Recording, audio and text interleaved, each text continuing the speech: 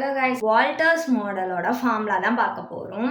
Walters மாடலோட formula என்னன்னா, market price per share அப்படின்னு டினோட் பண்ணுவாங்க.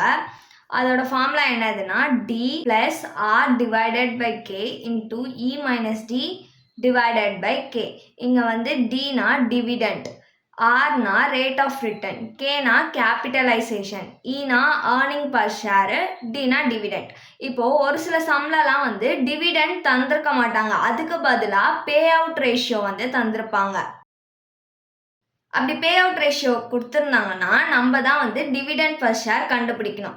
அதோட ஃபார்முலா என்னதுன்னா, EPS earning per share into அவங்க கொடுத்த பே அவுட் ரேஷியோ மல்டிப்ளை பண்ணால் நம்மளுக்கு வந்து டிவிடெண்ட் பர் ஷேர் கிடச்சிடும். அப்புறமா இந்த ஃபார்முலாவில் எடுத்துகிட்டு போய் நம்ம சப்ஸ்டியூட் பண்ணணும்.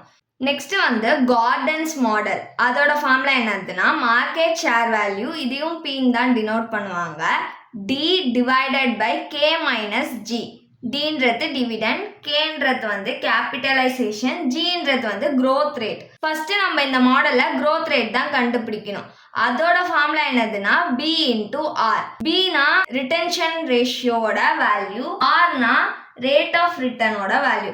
இது ரெண்டுத்தையும் மல்டிப்ளை பண்ணோம்னா நம்மளுக்கு வந்து க்ரோத் ரேட் கிடச்சிடும். அப்புறம் தான் இந்த ஃபார்முலாவில் எடுத்துகிட்டு போய் நம்ம சப்ஸ்டியூட் பண்ணுவோம். நெக்ஸ்ட் வந்து எம்எம் மாடலோட ஃபார்முலா என்னதுன்னா, P1 is equal to P0 into 1 plus KE minus D1. கேஇனா வந்து கேபிட்டல், P0னா மார்க்கெட் ப்ரைஸ், D1னா டிவிடெண்ட். ஒரு சில சம்மில் வேல்யூ ஆஃப் தி ஃபார்மும் கேட்டிருப்பாங்க. அது எப்படி கண்டுபிடிக்கணும்னா, நம்பர் ஆஃப் ஈக்விட்டி ஷேர் வந்து நம்மளுக்கு கொஷின்லேயே மென்ஷன் பண்ணியிருப்பாங்க, இன்டூ மார்க்கெட் ப்ரைஸ் ஷேர். நம்ம வந்து கண்டுபிடிச்சிருப்போம்ல இந்த ஃபார்முலா சப்ஸ்டியூட் பண்ணி, அந்த ஷேரோட ப்ரைஸை வந்து நம்ம மல்டிப்ளை பண்ணால் நம்மளுக்கு வேல்யூ ஆஃப் தி ஃபார்ம் கிடச்சிடும்.